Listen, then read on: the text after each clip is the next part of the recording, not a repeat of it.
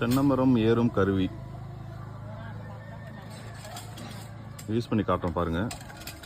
இது இப்போ வாங்கி சேல்ஸ் பண்ணுறோம். இதுவும்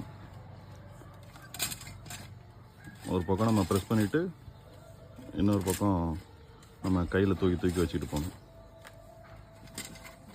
இது ரொம்ப ஈஸியாக இருக்கும். இது மட்டும் என்னால் வாங்கிக்கலாம். இது கூட சேஃப்டி பெல்ட்டு தேவைனாலும் சேஃப்டி பெல்ட்டு தனியாக வாங்கிக்கலாம். சேஃப்டி பெல்ட் இல்லாமல் இது மட்டும்னா 3500 வரும். கருவி மட்டும்னா. சேஃப்டி பெல்ட் வேணும்னா எக்ஸ்ட்ரா 700 வரும்.